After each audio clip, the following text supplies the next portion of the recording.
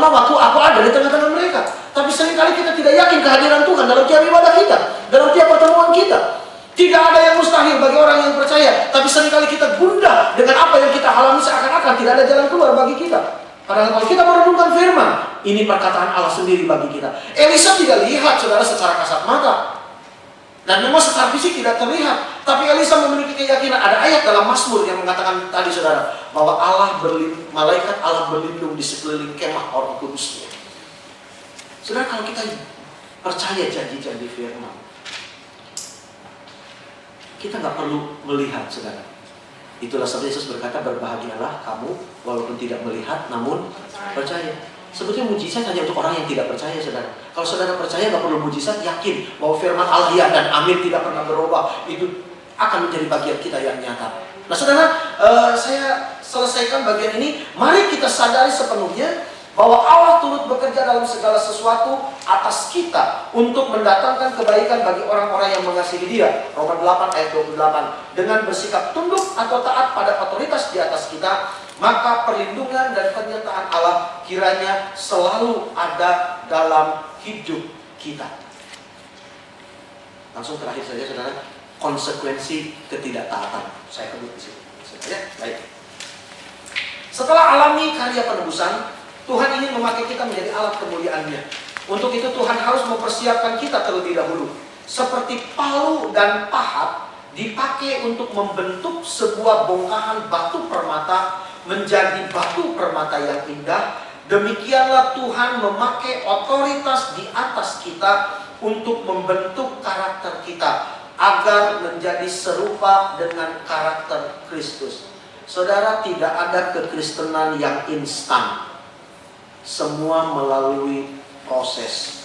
Batu permata yang ada pada cincin atau kalung seseorang itu tidak jadi begitu saja dipungut orang dari penambangan langsung ditempel, tetapi harus dibentuk, harus dipoles, harus diasah, harus dibuat sedemikian rupa sehingga menjadi indah seperti yang diinginkan oleh pemesannya. Saudara, hidup kita itu untuk kemuliaan nama Tuhan. Karena Efesus 2 ayat 10 katakan bahwa tujuan penciptaan kita adalah untuk kemuliaan-Nya. Memenuhi standar penciptaan, itulah yang Allah katakan, maka semuanya baik adanya. Memenuhi maksud tujuan dari penciptaan, Allah ingin kita menjadi kemuliaan bagi namanya. Karena itu, saudara, harus dibentuk. Tidak bisa tidak. Harus diproses supaya kita menjadi serupa dengan karakter Kristus. Tadi saya sebut kepada saudara bahwa ada 49 karakter, ya saudara. Ada 49 karakter. Ini kita belum masuk kepada detail karakternya, saudara. Ada karakter kasih berlawanan dengan karakter egois. Ya, love dengan selfish. Ya, ada sabar dan lain sebagainya. Saudara, kita bisa melihat bahwa karakter-karakter itu seperti batu, sudut-sudut ya istilahnya ya, kalau di permata itu, saudara, ada apa yang namanya, permata itu dipotong gitu, saudara, ada sudut-sudutnya yang makin banyak potongannya, makin terang dan makin gemerlap begitu loh, saudara. Ya. Beda dengan akik bacan lain, saudara. Akik bacan kan memang bulat begitu ya. Tapi kalau permata dia harus dipotong, dia harus begitu, saudara, untuk menampilkan. Nah, saudara, ada sisi-sisi dari hidup kita yang harus dibentuk, yang harus dikerat, yang harus digosok, yang harus dipoles supaya, saudara, cemerlangnya itu nampak di permukaan sehingga menjadi indah, menjadi serupa dengan karakter Kristus. Nah, persoalannya, saudara, bila kita terus-menerus menolak teguran atau arahan dari otoritas di atas kita, Allah memperingatkan bahwa potensi kehidupan kita dapat mengalami kerusakan yang tidak dapat diperbaiki atau diperbaharui lagi. Dalam Amsal 29 ayat 1, coba dibuka. Amsal 29 ayat 1.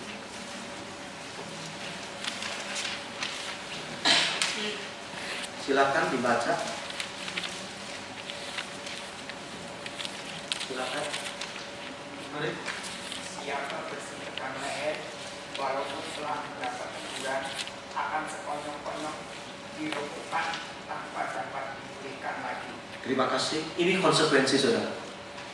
Kalau kita selalu menolak ditegur. Mungkin kalau saya ambil contoh, Firaun ditegur, mengeraskan hati. Ditegur, mengeraskan hati. Bahkan sampai hukum yang keberapa, dia tetap mengeraskan hati. Sampai akhirnya kemudian Allah sendiri yang mengeraskan hatinya. Nggak main-main, saudara. Kalau Allah yang sudah tutup pintu, tidak ada seorang pun yang dapat buka pintu. Dikeraskan hati Firaun untuk genap alasan Allah menghukum Firaun dan bala tentaranya. Jadi siapa bersih tegang leher walaupun telah mendapat teguran, artinya menolak, saudara, ya, menolak, bersih tegang leher, adu argumentasi, nggak bersedia, akan sekonyong-konyong diremukan tanpa dapat dipulihkan lagi. Dari kehidupan Raja Saul, kita bisa melihat ada 3 konsekuensi yang harus diterima bila kita terus-menerus menolak teguran atau nasihat dari otoritas yang Tuhan sudah tetapkan. Yaitu, pertama, anak-anaknya kehilangan warisan. Nanti saudara bisa baca di 1 Samuel 13 ayat 5-14. Saul tidak bisa menjadi teladan bagi anak-anaknya karena Saul gagal mempelajari wawasan rohani dan karakter ilahi yang Allah kehendaki. Dalam keadaan terdesak sekalipun, kita harus belajar untuk tetap percaya kepada Tuhan dan jangan mengandalkan pengertian kita dalam mencari jalan keluar. Tetaplah pegang janji Tuhan dan turuti perintahnya. Saudara, Saul seharusnya meneruskan tahtanya kepada Yonatan, kepada anaknya. Tapi berhenti sampai di Saul, kemudian Tuhan harus bangkitkan Daud. Tapi saudara perlu diingat, dalam 2 tahun pemerintahannya, Allah sudah menolak Saul. Bukankah demikian? Di pasal yang ke-15, 1 Samuel, ketika Saul disuruh untuk membasmi orang Amalek, orang-orangnya, tapi raja dan kambing dombanya diselamatkan, sampai Samuel berkata, mana menurutmu lebih baik? Ya? Dengar-dengaran, taat, atau korban? Ya kan? Tapi Saul membela diri. Lalu Tuhan melalui Samuel berkata menolak Saul. Tetapi saudara, masih ada kesempatan. Kalau saudara membaca dari Kisah Rasul, 40 tahun Saul duduk sebagai Raja Israel. 40 tahun. Jadi kalau itu di tahun kedua pemerintahannya, ada lebih kurang 38 tahun kesempatan bagi Saul untuk bertobat. Tapi alih-alih bertobat, dia malah murtad dengan datang kepada wanita petenung di Endor. Apa yang tadinya telah ditetapkan sebagai hukum haram, larangan untuk menjumpai para petenung, dilanggar sendiri oleh Saul. Disitulah sudah tidak ada lagi kesempatan bagi Saul untuk bertobat.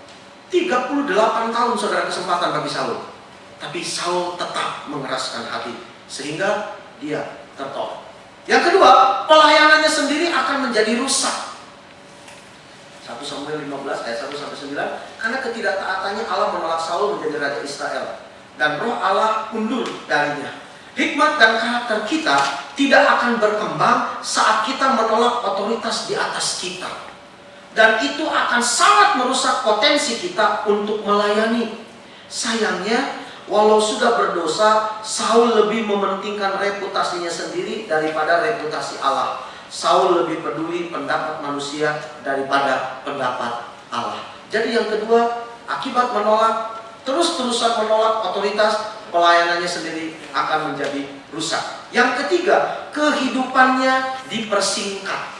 Saul mengeraskan hati, menolak perintah Allah. Maka Allah meninggalkan dia. Kira-kira 40 tahun lamanya semasa pemerintahannya, Allah memberikan kesempatan kepada Saul untuk bertobat. Kisah 13 ayat 21.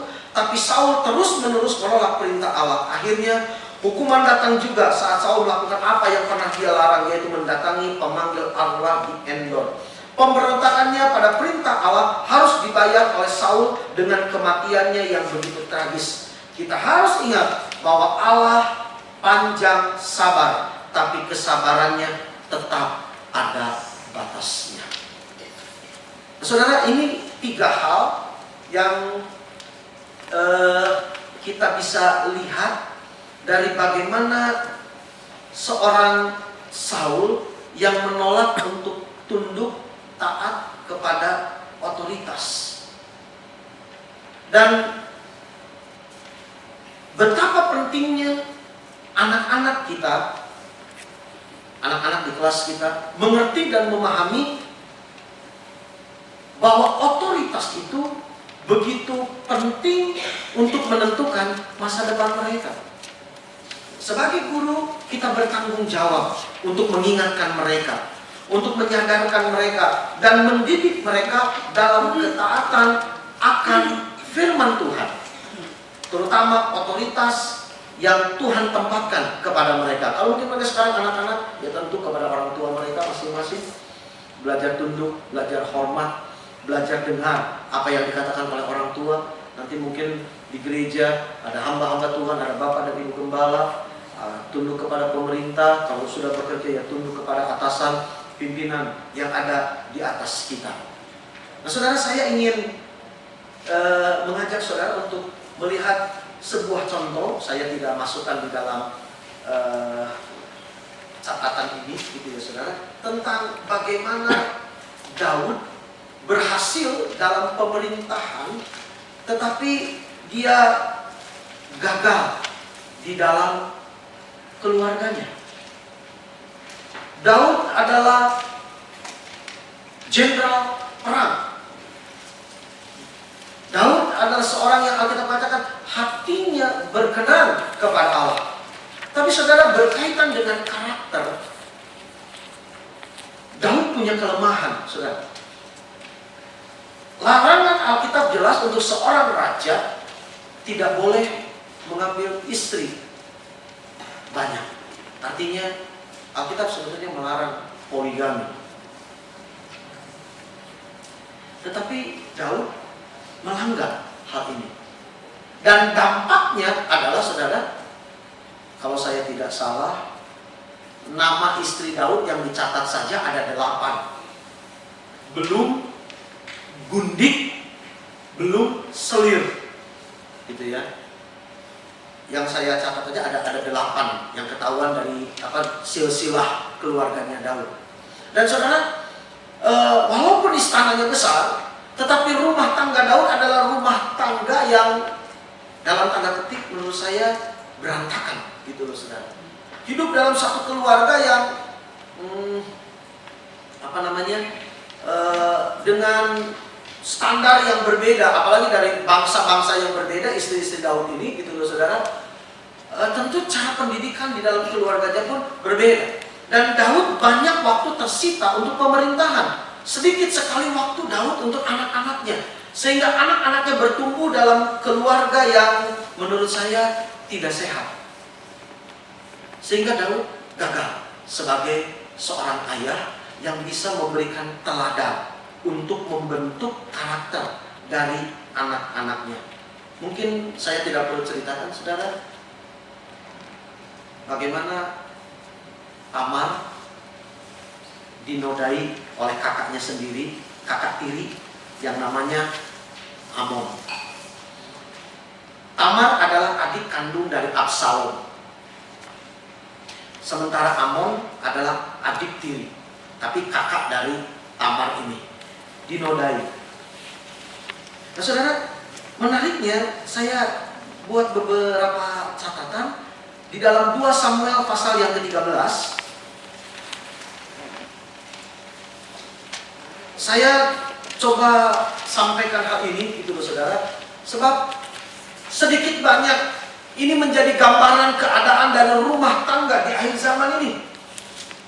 Kisruh dalam keluarga, konflik terjadi dalam keluarga. Dalam kondisi seperti inilah anak-anak sekolah minggu kita tinggalkan rumah mereka.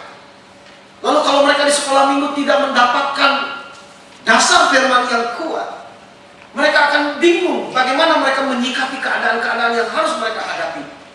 Jadi kembali saya katakan bahwa guru sekolah minggu ada dalam mata rantai otoritas ini. Guru sekolah minggu adalah orang tua rohani bagi anak-anak kita. Dan kita punya tanggung jawab untuk membentuk karakter mereka menjadi karakter Kristus. Kegagalan orang tua kita tidak bisa perbaiki dalam pengertian secara langsung, karena itu konflik intern ya saudara. Tetapi setidaknya saudara, ketika anak-anak ini dipercayakan ada di bawah otoritas kita sebagai guru sekolah minggu, kita punya otoritas untuk mempengaruhi anak ini dengan firman Tuhan, membekali anak ini dengan firman Tuhan, mengajari anak ini dengan firman Tuhan. Haleluya. Saudara, saya tersentuh gitu loh saudara, ketika mendengar kesaksian seorang anak kelas 4 atau kelas 5 SD mengeluh telinganya sakit, lalu ketika diperiksa ternyata polip ya, ada polip katanya. Setahu saya polip di hidung gitu, tapi sekarang ada di telinga. Lalu dokter bilang karena polip, jadi gendang telinga anak ini tertekan sehingga dia seringkali demam dan hilang keseimbangan, lalu kurang pendengaran juga begitu loh saudara ya. Jadi agak budi sedikit nih anak gitu loh saudara, karena terpengaruh begitu saudara. Nah, jadi ketika diperiksa oleh dokter diharuskan dioperasi. Tapi yang luar biasa di kelas sekolah minggu anak ini bilang, teman-teman, kita kata tante, kita firman Tuhan bilang bahwa Tuhan Yesus berkuasa menyembuhkan. Saya kata dokter harus operasi, tapi tolong doakan saya supaya Tuhan melakukan mujizat. Saya percaya mujizat masih terjadi hari ini. Saudara bayangkan, saudara, anak sekolah minggu berbicara demikian. Dan kemudian seminggu kemudian anak ini sekolah minggu lagi, lalu dia bilang, puji Tuhan, ketika mau diperiksa, dioperasi, diperiksa lagi, polipnya mengecil sehingga dokter bilang gak perlu dibedah, minum obat aja. Dia bilang, terima kasih, Tuhan Yesus baik. Saudara, pengaruh siapa itu? Guru sekolah minggu. Dan ketika guru sekolah minggu menanamkan firman Tuhan, itu akan menjadi satu kekuatan yang mendasari hidup anak ini. Gak peduli orang tuanya seperti apa pada saat itu atau pada saat ini. Tapi saudara percayalah, saudara sebagai guru sekolah minggu ada pada mata rantai pembentukan otoritas. Biarlah firman Allah mendasari kehidupan anak-anak ini. Jadi saudara, saya sangat berharap sekali bahwa kita sebagai guru-guru sekolah minggu punya tanggung jawab untuk menaruh kebenaran firman Allah sebagai dasar bagi kehidupan anak-anak ini. Coba kita perhatikan saudara 2 Samuel pada pasal yang ke-13.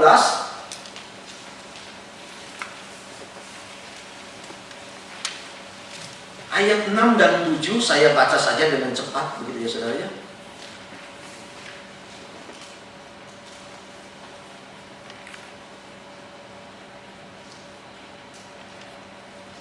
Saya langsung saja baca di ayat 10 sampai 13. Lalu berkatalah Amnon kepada Tamar, bawalah makan itu ke dalam kamar supaya aku memakannya dari tanganmu. Tamar mengambil kue yang disediakan itu lalu membawanya kepada Amnon kakaknya ke dalam kamar. Ketika gadis itu menghidangkan kepadanya supaya ia makan, dipegangnyalah gadis itu dan berkata kepadanya, marilah tidur dengan aku adikku. Tetapi gadis itu berkata kepadanya, tidak kakakku, jangan perkosa aku, sebab orang tidak berlaku seperti itu di Israel. Janganlah berbuat noda seperti itu. Dan aku kemanakah ku bawa kecemaranku? Dan engkau akan dianggap sebagai orang yang bebal di Israel. Oleh sebab itu, berbicaralah dengan raja, sebab ia tidak akan menolak memberikan aku kepadamu. Saudara, dari bahasa ini saya mengartikan sebab ia tidak akan menolak memberikan aku kepadamu.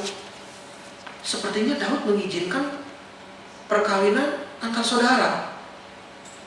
Ini menurut pendapat saya, saudara. Tante kalau saya salah nanti dikoreksi ya tante.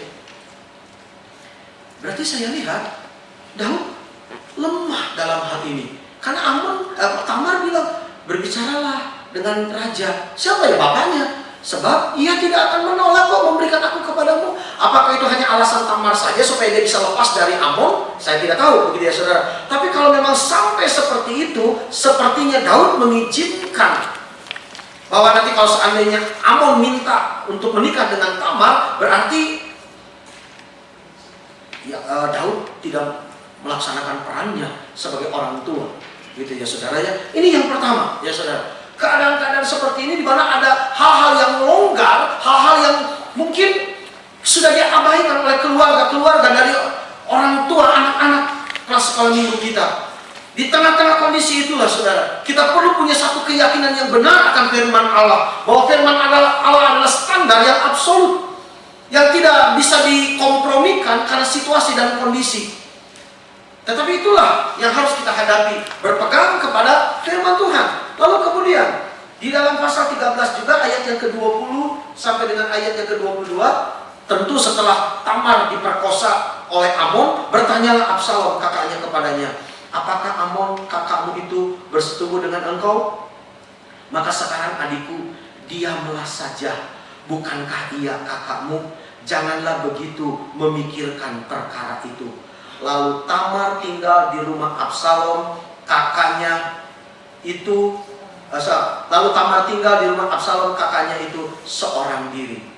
Saudara, saya yakin Absalom tentu tidak akan menerima perlakuan yang diterima oleh adiknya. Sebab terbukti nanti akan ada pembunuhan yang dilakukan oleh Absalom untuk membayar dendam tersebut. Kalau saya kisah 2 atau 3 tahun kemudian dilakukanlah pembunuhan terhadap 2 tahun kemudian terhadap Amnon. Nah, ayat 21, ketika segala perkara itu didengar raja, sangat marahlah ia. Titik. Daud sangat marah, tapi dia tidak berbuat apa-apa, saudara. Tanggung jawab dia sebagai seorang ayah tidak berfungsi dalam kasus ini. Ada banyak saudara orang tua nggak peduli loh dengan anak-anaknya. Maaf, saya tidak bermaksud kasar, dengan membiarkan pendidikan anak-anak mereka kepada babysitter atau pembantu, menunjukkan ya oke lah dengan alasan pekerjaan dan lain sebagainya, kebutuhan dan lain sebagainya, tapi sudah dibentuk tidak tanggung jawab. Lalu mempercayakan pendidikan anak-anak mereka kepada media. Saudara, banyak hal yang baik lewat media, tetapi lebih banyak hal yang buruk lagi dari media. Itu sinetron-sinetron, saudara. Saya sampai marah sama anak saya. Dia demam sinetron itu, saudara, Korea. Kim Jong Il, Kim Jong Suk, Kim apa, kamu begitu. Saya bilang, halamak, saya bilang udahlah, begitu kan ya. Belain nggak tidur siang, saudara, hanya untuk nonton.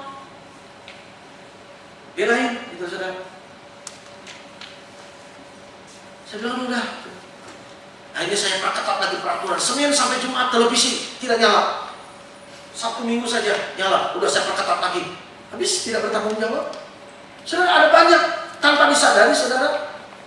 Begitu banyak sampah masuk ke dalam rumah kita. Tanggung jawab siapa? Kita takut sama setan, tapi tiap malam nonton game ghost. Setannya dibawa masuk ke dalam rumah. Apa Mister Tukul, apa misteri Tukul, apa begitu ya saudara. Lalu segala macam begitu loh saudara. Kita katanya anak terang, tapi kegelapan diundang tiap malam lewat televisi. Dan senang lagi ditonton, walaupun setelah begitu ke kamar mandi minta ditemenin karena takut.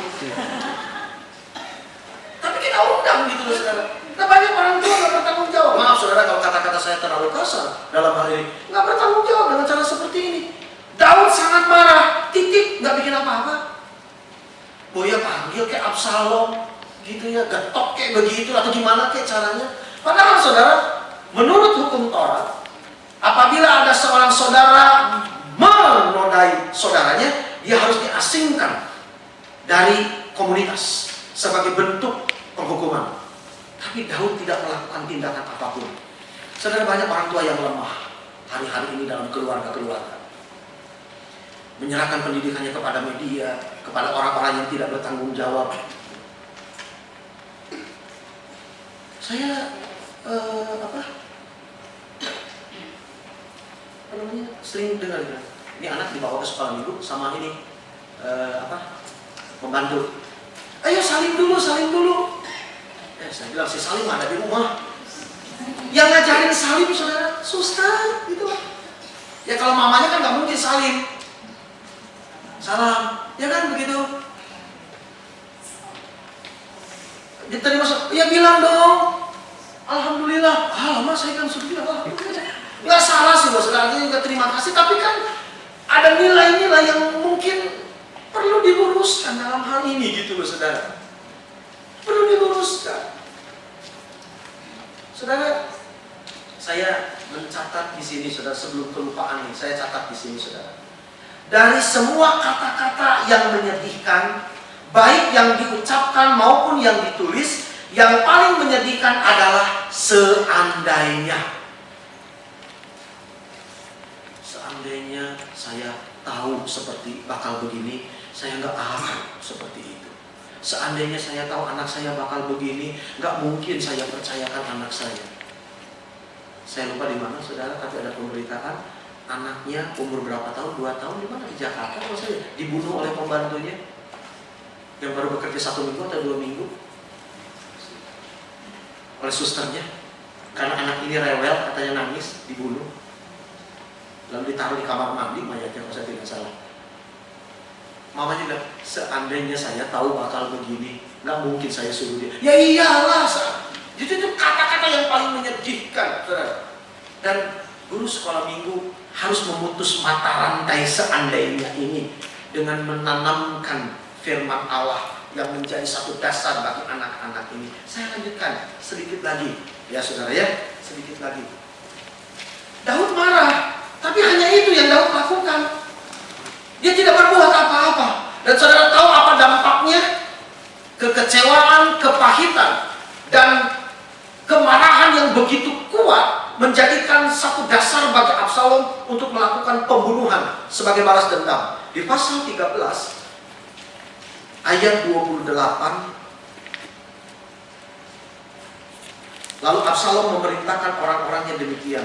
Perhatikanlah, apabila hati Amnon menjadi gembira karena anggur, dan aku berkata kepadamu, parahlah Amnon, maka haruslah kamu membunuh dia. Jangan takut, bukankah aku yang memerintahkannya kepadamu? Kuatkanlah hatimu dan tunjukkanlah dirimu sebagai orang yang gagah perkasa. Seterusnya, dibunuhlah Amnon atas perintah Absalom.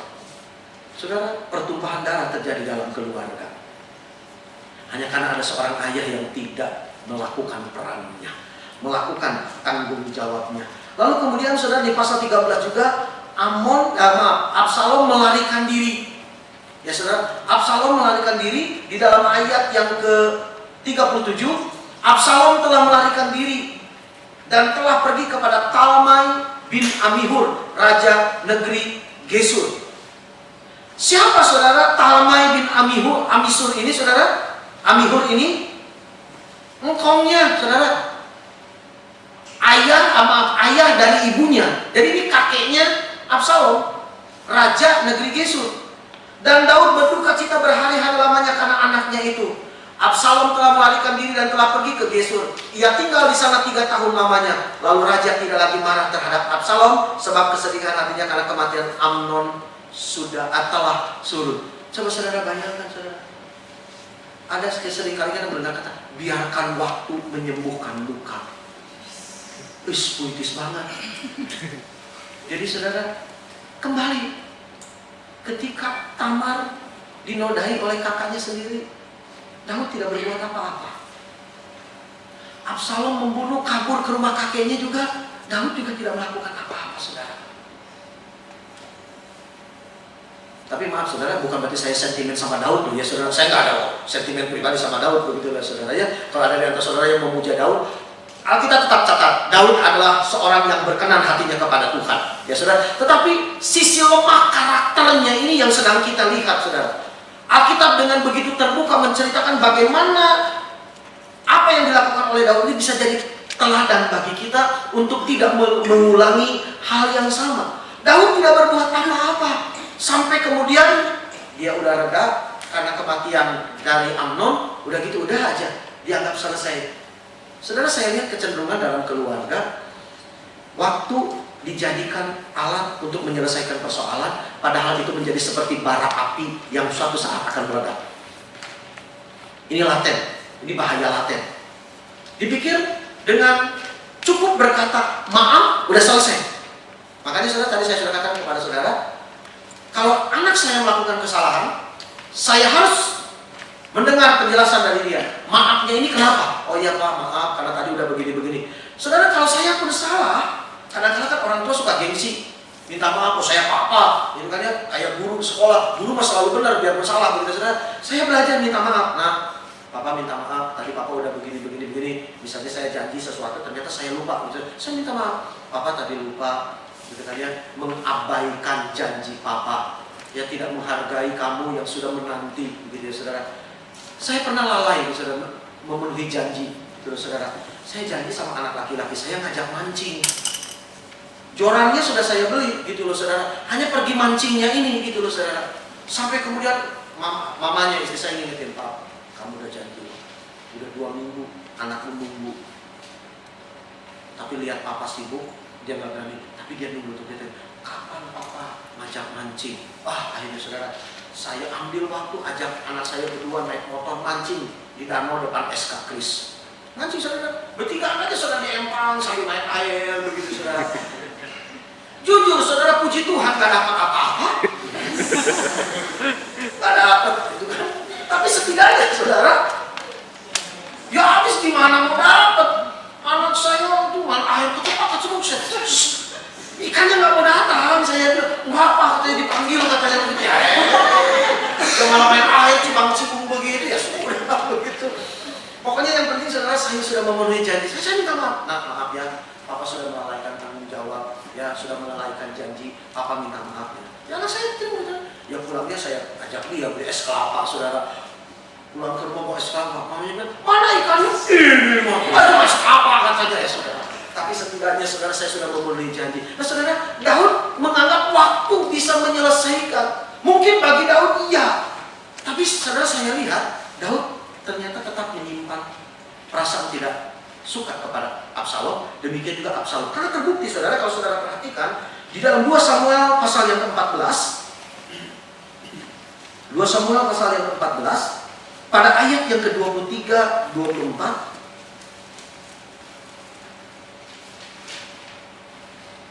lalu bangunlah Yoab, ia pergi ke Gesur dan membawa Absalom ke Yerusalem. Itu setelah 3 tahun ya saudara.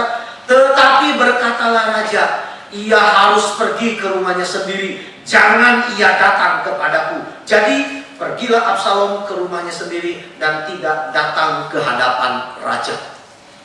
Apa artinya saudara? Belum memaafkan. Daud belum memaafkan. Dan saudara, ini luka yang tidak pernah sembuh dari Absalom. Saudara akan melihat kontras yang sangat luar biasa di Lukas pasal yang ke-15. Peristiwa apa saudara? Anak bungsu yang hilang. Bapak ini saudara dari jauh dia melihat anak ini datang dengan terseok-seok. Dan Alkitab catat si bapak berlari menghampiri anak ini dan memeluk anaknya. Dia berkata, anakku yang mati sudah hidup kembali. Jauh berbeda saudara. Penolakan dari Daud itu begitu kuat bagi Absalom. Sampai akhirnya, saya tidak perlu selesaikan saudara, mengingat waktu, terjadi tragedi pemberontakan Absalom. Dan luar biasa saudara, Absalom melakukan satu tindakan yang mengerikan, menggenapi nubuatan. Dia meniduri gundik-gundik ayahnya di atas sokor rumah. Saudara, peristiwa itu adalah membangkitkan luka lama Daud. Kenapa? Itu juga yang Daud lakukan sebagai awal peristiwa perzinahannya dengan Bathsheba. Tapi Daud hanya lihat di Soto, tapi Absalom lakukan itu di atas Soto. Artinya seluruh Israel mendengar apa yang dilakukan oleh Absalom. Seakan-akan itu menguak luka lama, tamparan bagi Daud bahwa dia belum pernah menyelesaikan. Dan bagi seorang Absalom, Daud adalah seorang ayah pezina dan pembunuh. Itulah sebabnya dia memberontak kepada ayahnya sampai akhirnya dia harus mati ditikam oleh Yoab. Saudara, tragedi yang sangat mengerikan bagi seorang anak yang bernama Absalom hanya karena seorang ayah dalam keterbatasannya tidak melakukan tanggung jawabnya.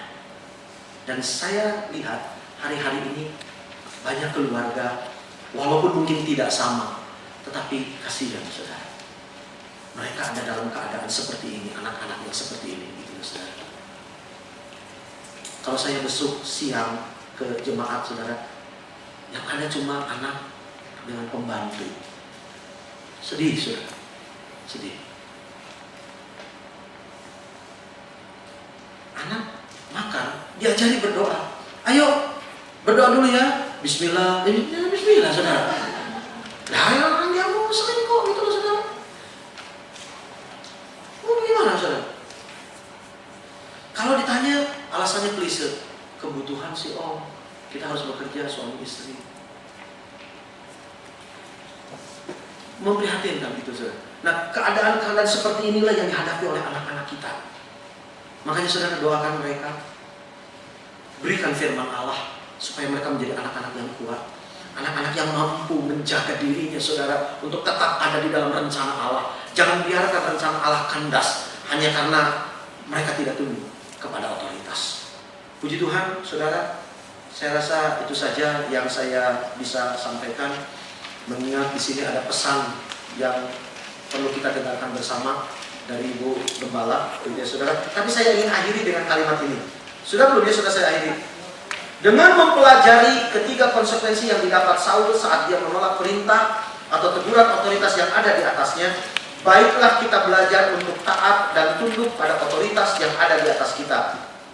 Terlalu mahal harga sebuah ketidaktaatan. Karena itu, hiduplah seturut firman Tuhan dan tunduklah di bawah otoritas yang Tuhan taruh di atas kita. Karena ketaatan kepada Allah membuahkan umur panjang dan kesehatan bagi hidup kita. Amsal 3 ayat 7 dan 8.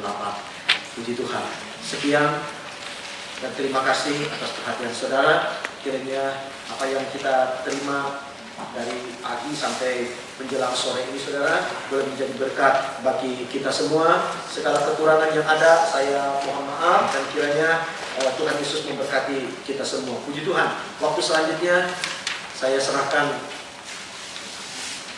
kepada Ibu Gembala.